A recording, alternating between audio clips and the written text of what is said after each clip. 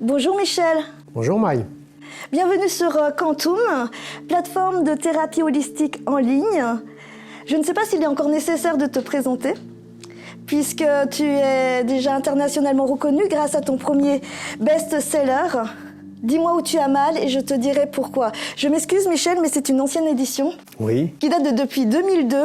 Or, la première édition date depuis 93. 94 et il vient de sortir il y a 3 semaines une dernière édition augmentée dans laquelle je traite des pathologies qui sont les pathologies que le monde d'aujourd'hui crée, comme par exemple la fibromyalgie, les problèmes de thyroïde, les apnées du sommeil, etc., qui étaient des pathologies que je n'avais pas évoquées dans ce livre qui a effectivement déjà plus de 27 ans, donc il faut le maintenir à jour.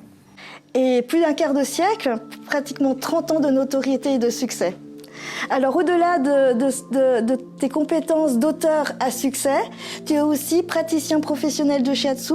Il faut rappeler que tu es président fondateur de l'Institut français de shiatsu à Paris.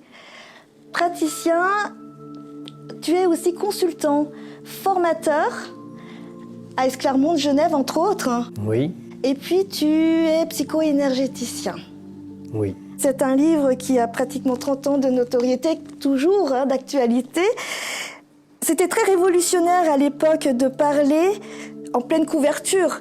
Les cris du corps sont des messages de l'âme. Qu'est-ce que l'âme pour toi? Ça, c'est une vaste question. Oui.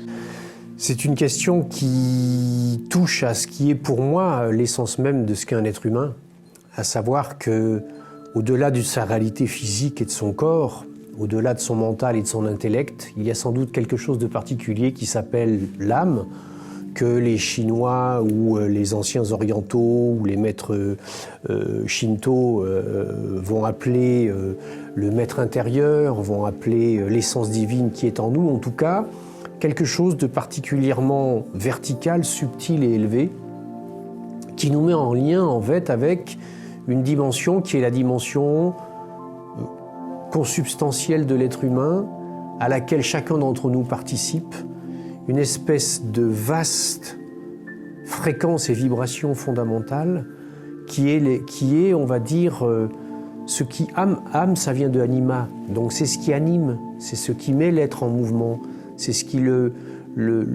pousse à aller faire un certain nombre de choses et à aller vers ce qu'il est en tant que tel, c'est-à-dire sans doute une essence subtile, voire même pour certains une essence divine. Et on considère globalement que l'âme, c'est une sorte de fil très ténu qui relie l'être humain individuel à une espèce d'esprit avec un E majuscule collectif, qu'en psychologie on va appeler l'inconscient collectif, qu'en énergétique on va appeler le corps causal, quelle que soit la manière avec laquelle on nomme ça, que moi j'appelle l'humanité dans sa globalité, qui n'a ni limite dans le temps ni dans l'espace, une sorte d'océan auquel toutes les gouttes d'eau individuelles participent et sont interreliées, tout en gardant leur conscience de gouttes d'eau. Et lorsqu'il y a une distorsion au niveau de ce fil ténu, lorsqu'il y a quelque chose qui se froisse ou qui se fripe, du fait de nos vécus, du fait des difficultés qui sont les nôtres, du fait de la souffrance que nous pouvons avoir à incarner ce que nous sommes venus régler et traiter dans le monde qui est le nôtre, notre âme va avoir une espèce de réaction, un peu de rétractation. Et à travers cette rétractation, le souffle et le flux de vie va moins bien venir nous insuffler. Je compare dans un de mes ouvrages d'ailleurs cette âme, ce fil qui descend au tuyau qu'avaient les anciens scaphandriers qui étaient en profondeur. Et nous sommes comme ces scaphandriers qui avancent sur le fond de l'océan, avec une pompe qui est à l'air libre au-dessus, qu'on ne voit pas, dont on n'a pas conscience, mais qui souffle de l'air dans ce tuyau et qui nous permet d'avancer et d'exister correctement. Et lorsque ce tuyau se fripe ou se resserre, bien entendu que l'air arrive moins. Le souffle de vie a beaucoup plus de mal à nous animer et à nous injecter en permanence la pulsion de vie. Et c'est à ce moment-là que la tension et la souffrance vont apparaître. Et c'est pour ça que dans le titre de mon ouvrage, où j'explique un peu ces cheminements, et notamment la vision de l'Orient, qui dit que toute souffrance est la signature d'une distorsion entre ce que nous sommes dans les champs subtils et ce que nous sommes venus incarner, c'est la raison pour laquelle j'ai, à l'époque, effectivement osé mettre dans le titre que sans doute les mots du corps étaient des mots de l'âme. Oui, parce que actuellement, nous parlons plus facilement de voyage astral, de sortie d'âme, de sortie de corps, donc de chamanisme. Mais c'est vrai qu'à l'époque, c'était très, très révolutionnaire. Et d'ailleurs, tu as complété cet ouvrage par le « Dis-moi quand tu as mal, je te dirai pourquoi » qui là traite des cycles de vie. Et comme nous avons une coach qui justement s'occupe sur la plateforme des ruptures de vie, sa question donc de Priscilla serait est-ce que nous sommes soumis à un déterminisme justement parce qu'il y a ces cycles de vie? Déjà, qu'est-ce qu'un cycle de vie dont tu parles dans ton livre « Dis-moi quand tu as mal et je te dirai pourquoi ». Ça, c'est une double question. C'est une double question, oui, c'est vrai, mais c'est tellement riche et dense. Sommes-nous soumis à des déterminismes? Oui. D'accord. Quels sont ces cycles de vie? Ça va être une autre question. Nous sommes déterminés à partir du moment où nous nous incarnons dans ce monde. Nous avons 2 jambes, donc nous sommes déterminés dans la façon dont nous marchons. Nous avons 2 bras, donc nous sommes déterminés dans notre capacité, notre potentiel d'action sur le monde. La construction et la structure du corps d'un individu le déterminent à être capable de faire un certain nombre de choses. Nous ne pourrons pas courir aussi vite qu'un guépard, mais nous allons avoir plus de puissance qu'une fourmi. Donc déjà, de par la structure qui est la nôtre, il y a un déterminisme fondamental. Mais il faut bien comprendre que ces déterminismes sont d'autant plus agissants que nous les ignorons. Plus nous avons conscience des déterminismes qui sont les nôtres, plus nous sommes capables de nous en libérer. Donc de les dépasser. Donc de les dépasser. Et c'est quelque chose qui est fondamental. C'est un peu de comprendre que si nous pouvons nous déplacer librement avec un véhicule n'importe où, par exemple en Europe, c'est parce qu'il existe un code de la route. C'est-à-dire que la règle qui semble déterminée, quand on la connaît, c'est ce qui nous libère. Comprendre nos déterminismes, donc nos raisons d'être. Le premier de nos déterminismes, c'est que nous avons besoin de nous nourrir. Le deuxième de nos déterminismes, c'est que nous avons besoin de dormir. Le troisième de nos déterminismes, c'est que les muscles qui nous servent à agir volontairement ont besoin de se reposer, alors que les muscles qui ne servent que à du neurovégétatif n'ont pas besoin de se reposer. C'est-à-dire ces structures-là déterminent un certain nombre de choses pour nous. Le fait de le savoir, ça va nous permettre de nous en servir comme il convient et de la façon qui convient. Et donc de nous libérer aussi loin et autant que faire se peut des déterminismes qui sont les nôtres. Agrandir notre conscience. Élargir notre conscience, c'est produire ce qu'on appelle une expansion de notre capacité de conscience et notre champ de conscience pour être mieux en prise avec le réel, mieux en prise avec l'incarnation qui est la nôtre, et donc mieux être capable d'en faire quelque chose. Et là, dans ces déterminismes, viennent s'inscrire la question des cycles. D'accord.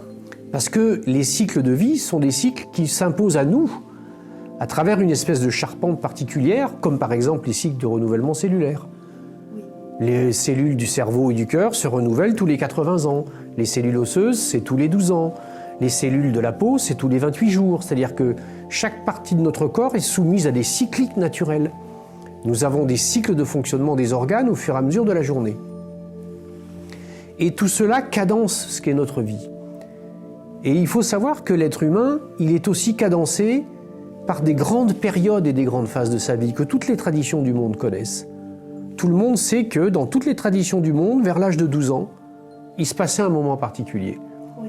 qui était le moment où l'enfant quittait le stade de l'enfance pour rentrer dans celui de l'adolescent et du futur adulte.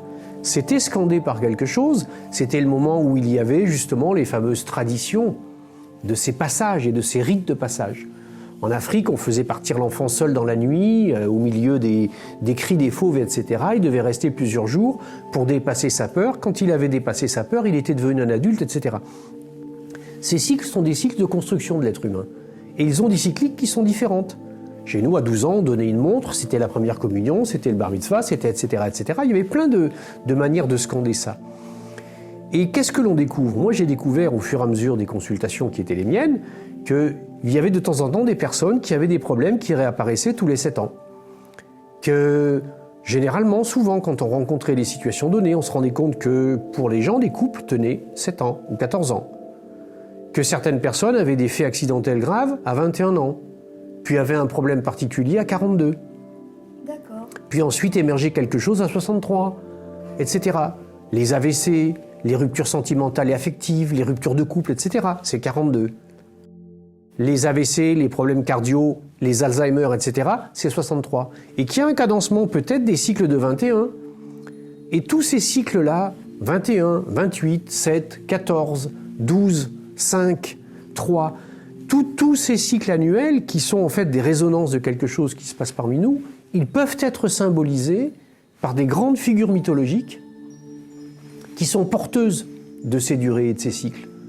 Et c'est pour cette raison que dans ce livre-là, j'aborde les grandes figures mythologiques que sont Uranus, le cycle de 84 ans, qui se divise en 21, 42, 63, 84, Saturne, le cycle de 28 ans, qui se décline, lui, en 7, 14, 21, 28.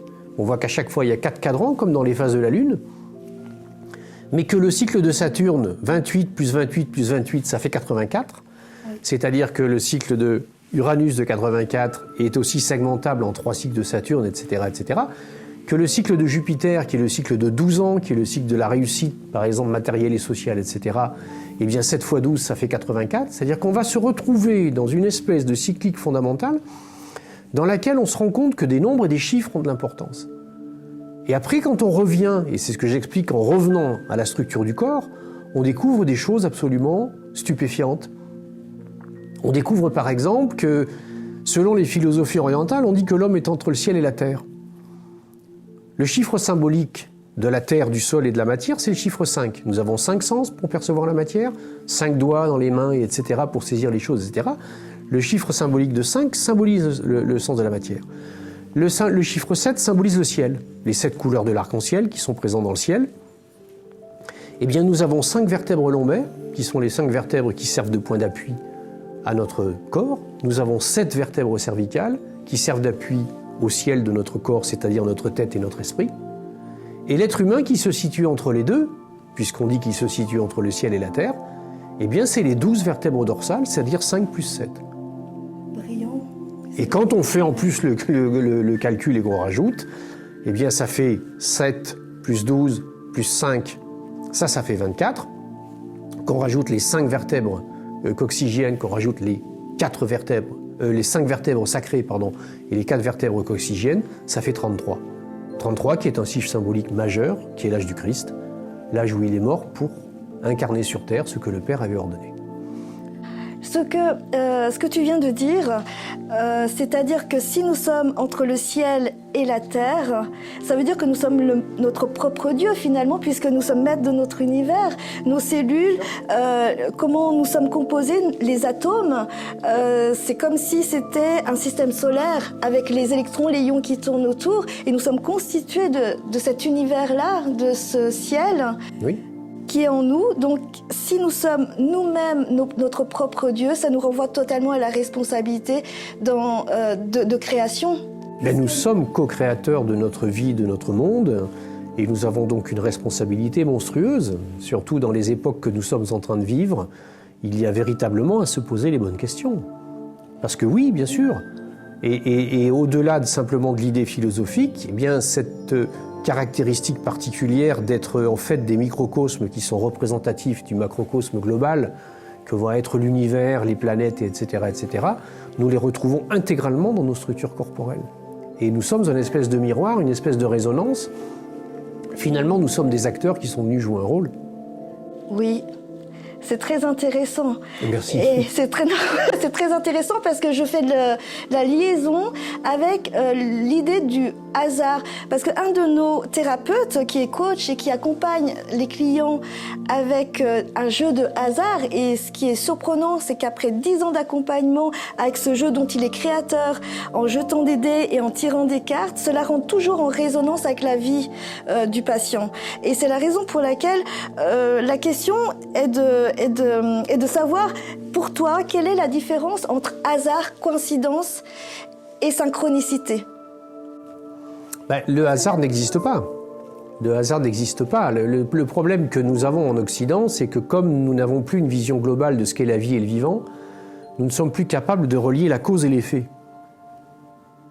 Et c'est la raison pour laquelle, lorsqu'on a un effet dont on n'est pas capable de trouver la cause, on va dire que c'est le hasard, la coïncidence ou la fatalité. Or, la technique du jeu de hasard, entre guillemets, qu'utilise cette personne, c'est une technique qui a tout à voir avec toute autre chose que le hasard.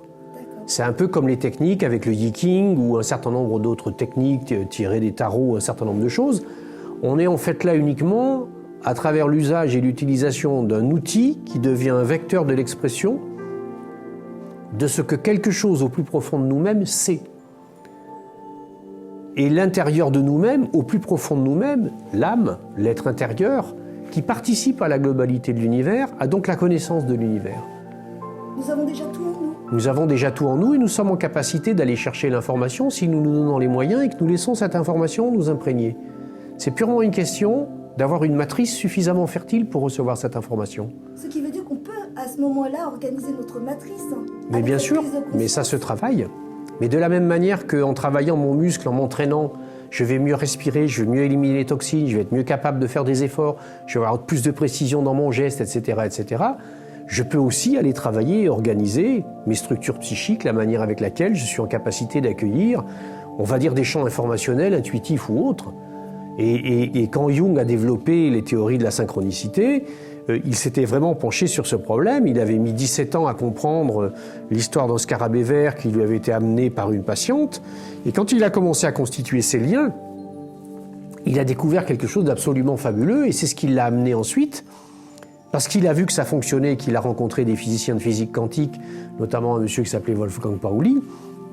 Après, il y en a d'autres qui ont travaillé dessus, Frédéric David Pitt, enfin, etc. Et bien que, finalement, parce que c'est ce que la synchronicité dit, le hasard n'existe pas là non plus. Et que la rencontre que nous faisons, même si elle est inconfortable, est en fait quelque chose que nous sommes allés chercher, parce que notre inconscient, qui est allé chercher individuel dans l'inconscient collectif l'information, est allé rencontrer la personne dont il avait besoin pour comprendre ce qui était en train de se jouer. C'est ce que l'Orient nous explique avec les notions d'effet miroir, etc. Justement, en parlant d'effet miroir, il y a une question de Joanny, qui est notre psychologue systémique de la plateforme, qui aimerait savoir, est-ce que les épreuves que nous vivons est réellement le reflet de notre intériorité? Si elles ne sont pas le reflet de notre intériorité, elles sont des expériences motrices destinées à nous pousser à la croissance. Chaque épreuve. Chaque épreuve. Jung disait qu'à tout moment, l'inconscient est capable de prendre le pas sur le conscient pour pousser l'être à la métamorphose. Qu'est-ce que ça veut dire?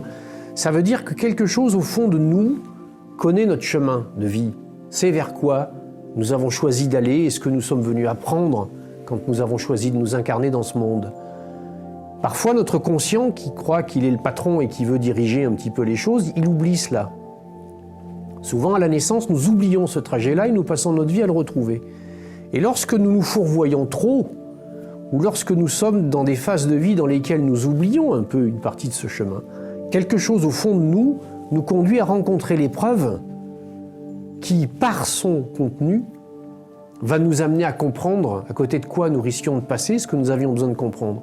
C'est ce que j'ai mis dans un autre de mes livres avec la manière avec laquelle je fais une relecture des épreuves d'Hercule.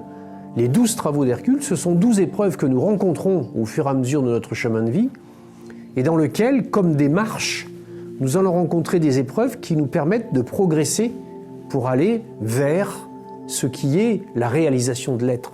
Ce qu'en Orient on appelle la réalisation de l'être et la réalisation de soi, ce que Jung appelait l'individuation. Les épreuves, les maladies, oui, ont un sens qui est celui de nous faire prendre conscience de notre potentiel finalement pour grandir. Oui, mais même en amont et avant ça, parce que les épreuves et les maladies, parfois c'est pas confortable, c'est particulièrement même inconfortable, etc. Le premier but de l'épreuve, c'est de nous réveiller. C'est d'interpeller notre conscience. On dit en médecine chinoise que la maladie apparaît dans un organe quand la conscience le quitte. Par la douleur et la souffrance, cette zone organique, nous sommes obligés de reporter attention à l'organe. Donc nous sommes obligés de ramener de la conscience dans cette zone corporelle. Et le but de la pathologie ou le but de l'épreuve, c'est d'aller encore un cran plus loin parce que cette conscience a été secouée, a été réveillée. Il se passe à ce moment-là quelque chose de particulier qui est que je vais me redresser. Je vais reprendre la posture de vie qui est la mienne, alors que je m'étais fait peut-être hypnotiser par les contingences de l'ici et maintenant et de tout ce que sont les problématiques liées à un vécu dans de la matérialité et dans comment on va dire ça, dans les effets du hasard et de la fatalité. Il y a un réveil de la conscience qui est sollicité par ça. Et parfois c'est violent, parfois c'est brutal, parfois c'est intense. Et c'est d'autant plus violent, brutal et intense que nous étions en train de partir à côté, que nous étions allés beaucoup trop vite. Un peu comme en voiture, quand on va beaucoup trop vite par rapport au contexte et qu'on ne fait pas attention à la route, eh bien plus on va vite, moins on est adapté à ce qu'est la circulation et les conditions de la circulation, plus il y a des chances que l'impact soit fort. Donc cette manque de conscience, finalement, c'est le corps qui l'assume et qui traduit finalement ce que la conscience ne nous dit pas. Ben, c'est un outil de communication. Bien sûr. C'est un vecteur. Et il est important d'être à son écoute. Il est important d'être à l'écoute un peu de tout, c'est-à-dire à la fois de ce qui nous est extérieur, mais de ce qui nous est intérieur. Or, nous avons plutôt tendance avec notre corps, tant qu'il avance, on le fait avancer, on le fait bosser, on le fait marner, on mange ce qu'on veut, on dort pas, on croit que tout, etc., etc. Et puis, il y a un moment donné, bien sûr que c'est lui qui va nous interpeller, qui va nous dire « bon là, maintenant, ça suffit ». Donc, il est un outil de communication. Il est le vecteur par lequel un bruit, un son, une tension, une douleur, une contrainte, un empêchement va venir nous interpeller à nouveau pour dire « attends, là, manifestement, tu fais fausse route ». Donc les épreuves ne sont pas aussi douloureuses qu'on le croit si on comprend le sens caché, puisque cela nous permet de grandir et de nous élever. Oui. Alors, j'ai une autre question qui fait appel justement au pardon. Oui. Parce que pour pouvoir justement dépasser les épreuves, il est nécessaire justement de savoir pardonner. Est-ce que tu peux nous en dire plus? Parce que quand il nous arrive quelque chose d'injuste, soit on offre une résistance et là on n'arrive pas à digérer et on est mal, on continue à être dans une situation insurmontable et on n'a plus cette capacité de recul.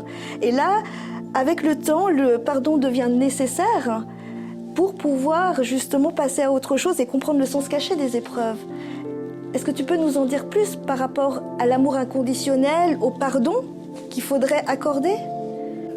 L'amour inconditionnel, c'est encore autre chose. La notion du pardon, c'est une notion qui est essentielle, effectivement. Et je vais faire une analogie très simple.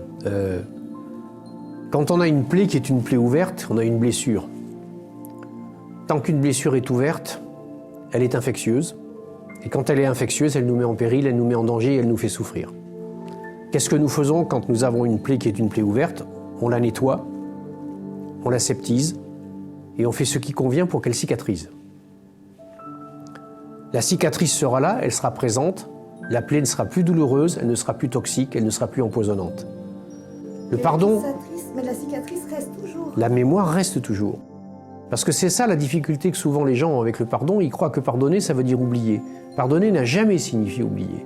Pardonner veut dire mettre la mémoire à sa juste place, lui donner sa juste valeur. Absolument pas l'oublier. D'ailleurs, quelqu'un qui est porteur de cicatrices, c'est un héros. Le pardon, en fait, c'est le cicatrisant de l'âme. Quand il y a une blessure sur l'âme, si elle reste ouverte, eh bien ça nous infecte l'âme, ça l'intoxique et ça l'empoisonne. Et tant que nous n'aurons pas accepté de tirer un trait là-dessus, c'est-à-dire d'aseptiser cette plaie. Qu'est-ce que ça veut dire, aseptiser cette plaie? Ça veut dire ne plus la rendre infectieuse. Pour rendre une plaie, qu'elle ne soit plus infectieuse, il faut être capable de sortir du champ émotionnel. Quand on a quitté l'émotion, qui est ce qui met la charge dans la blessure, elle devient aseptisée. Ensuite, il va y avoir un travail qui va être le travail de cicatrisation, de recouture. C'est le pardon. Michel, j'ai une autre question. Elle émane de Eric, qui est notre énergéticien géobiologue du groupe Quantum. Et lui, il a une question assez particulière parce qu'il travaille avec des élixirs spagyriques pour accompagner les clients, même à distance. Il les utilise.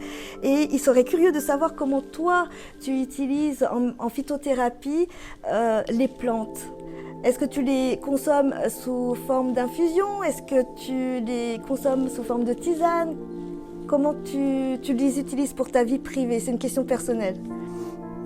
De la manière la plus classique qui soit, avec peut-être des repères particuliers, à savoir que j'utilise la plupart du temps des plantes en fonction de la théorie des signatures, c'est-à-dire en fonction du fait que selon la partie de la plante donnée, ou selon la forme qu'est la sienne, ou selon le type d'élément qu'elle produit ou qu'elle manifeste, je vais savoir qu'elle a une élection donnée pour tel type d'organe, tel type de problème, tel type de pathologie.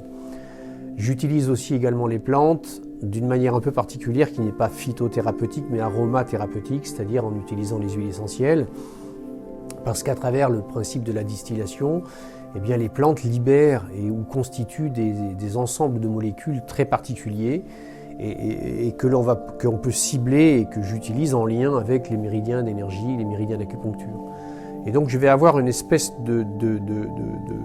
d'utilisation, on va dire, orientalo-occidentale, c'est-à-dire infusion, décoction, etc., suivant le type de la plante. Une utilisation, entre guillemets, presque moyen-orientale, parce que les théories des signatures viennent du Moyen-Orient, et donc en fonction de la forme de la plante, même si on sait qu'en Orient on utilisait le ginseng parce que ça avait la forme d'un être humain et que c'était censé renforcer ses qualités et ses capacités, et puis en fonction de la connaissance qui est la connaissance d'aujourd'hui avec l'aromathérapie. C'est d'ailleurs la raison pour laquelle j'ai développé avec Elske Miles un type de technique qui s'appelle la phytoénergétique, dans laquelle on se sert même des plantes et des distillations d'huiles essentielles pour stimuler des points d'acupuncture. C'est-à-dire que j'essaye de faire une espèce de synthèse, une espèce de globalité de l'usage et de la pratique des plantes. Oui, c'est aussi l'expérience depuis de nombreuses années où tu pratiques. C'est le résultat de toutes tes expériences, de toutes tes consultations. Donc, je le rappelle, plus de 6000 consultations suite à ton best et long-seller « Dis-moi où tu as mal », puisque ça t'a apporté justement des consultations qui ont fait ton succès. Et qui ont prouvé effectivement la vulgarisation que tu as fait sur les principes de la médecine traditionnelle chinoise. Oui. Mais ça avait commencé un petit peu avant, parce que moi j'ai grandi dans les bois et les forêts. Mon père était garde forestier, donc j'ai grandi et j'ai vu les animaux. J'ai vu comment les animaux se soignaient, comment ils les utilisaient, comment l'ensemble de l'équilibre du biotope dans lequel ils existaient, etc., participait à leur équilibre de vie. Et donc à partir de là, moi-même j'ai grandi dans un espèce d'équilibre naturel, des choses qui m'a donné cette espèce d'habitude. De bon sens. De bon sens de base, de confiance profonde dans ce que la nature peut donner ou offrir. D'ailleurs, les animaux sauvages savent ce qu'il faut consommer. Ce sont les animaux domestiques qui sont malades. Exact, tout à fait. Donc il faut faire attention vraiment à ce que nous consommons, d'où la qualité de la nourriture, de l'alimentation. Mais puis au-delà de cela, non seulement attention à ce que nous consommons, mais à la façon dont nous consommons. Quelles sont les clés odouliennes qui pourraient justement nous transmettre justement sur ce bon sens et sur la qualité des alimentations? Mais la qualité des alimentations, elle passe par un certain nombre de choses. Déjà la connaissance des systèmes biologiques. C'est-à-dire que l'alimentation, elle passe d'abord par, bien sûr, la qualité des nutriments. Si je mange des légumes ou des produits où il y a des conservateurs ou des pesticides, il est bien évident qu'à force, ça finira par avoir une conséquence. Donc, ça affecte nos cellules. Aller chercher, ça fragilise les émonctoires, ça finit par les épuiser, et à partir de ce moment-là, il y a une intoxination du corps qui se met en place. Quand la nourriture est de mauvaise qualité, on est obligé d'en consommer plus. Ça va conduire, bien entendu, à la prise de poids, parce qu'on va consommer quantitativement beaucoup pour un apport énergétique pauvre. Mais au-delà de cette question-là, que tout le monde connaît, il faut savoir qu'il y a un certain nombre de règles fondamentales dans la manière avec laquelle on s'alimente. J'évoquais ça en parlant de la conscience qu'on mettait dans la façon dont on s'alimente. La première des choses à faire, c'est de mastiquer. Il faut mastiquer correctement les aliments, entre 30 et 40 fois au moins. À partir du moment où j'avale tout rond, une information centrale et majeure, qui est celle de la saveur qu'apporte l'aliment, n'est pas perçue. Cette saveur, c'est une information qui, à travers le cerveau, va déclencher la sécrétion ou non de certains sucs digestifs et faire qu'on va métaboliser correctement ou non l'aliment qu'on a consommé. La conscience que je mets dans ce que je mange, la présence que j'ai à mon repas, comment est-ce que nous mangeons aujourd'hui? En train de zapper sur un téléphone, en train d'écouter de la musique ou de lire un journal tout en mangeant quelque chose.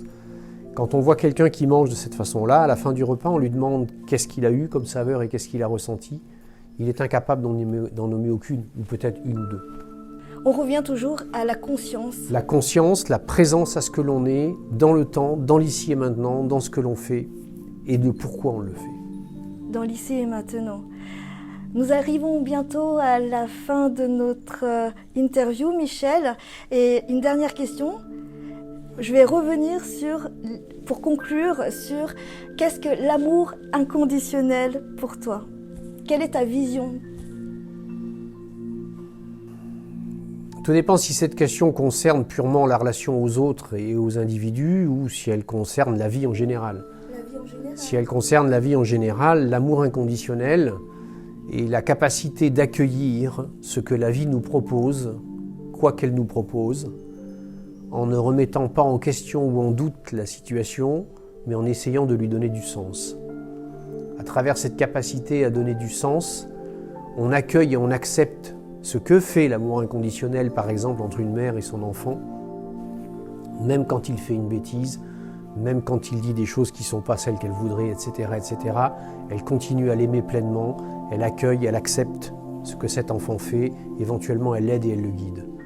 L'amour inconditionnel par rapport à la vie, c'est cela. Quand quelque chose se passe en moi, plutôt que de m'opposer à ça, plutôt que d'essayer de faire taire ce qui se passe, eh bien, l'amour inconditionnel va me conduire au contraire à le regarder, à l'accueillir, à se dire qu'est-ce que ça veut me dire, qu'est-ce qui se passe, pourquoi ça se passe maintenant, qu'est-ce qui m'arrive. C'est-à-dire à travers le fait de prendre l'information comme telle et de lui donner la valeur qui est la sienne, donc de l'apprécier, c'est-à-dire de lui donner un véritable prix, nous sommes véritablement dans ce qui est l'amour inconditionnel. Il n'y a aucune remise en cause et en question de l'idée fondamentale que le but de la vie n'est pas que nous allions mal, mais que nous allions bien et que nous nous sentions bien. Que donc fondamentalement, la vie, que ce soit celle qui est au fond de nous ou celle qui nous est extérieure, elle nous aime, mais que la manière avec laquelle nous répondons à cet amour est peut-être ce qui fait que nous sommes parfois en souffrance. Je t'écouterai pendant des heures, Michel. Juste une dernière question. Qu'est-ce que l'amour pour soi?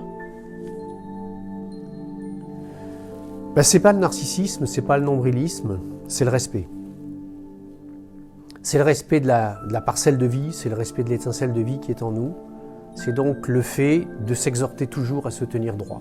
Parfois on en a marre, on est fatigué, on n'a pas le moral, on se sent pas bien, on peut avoir même tendance à se laisser aller. Il faut comprendre ce qui se passe à ce moment-là, mais se laisser aller, ça ne veut pas dire qu'il faut accepter et pactiser avec le médiocre. Le propre de l'être humain, c'est de se tenir droit.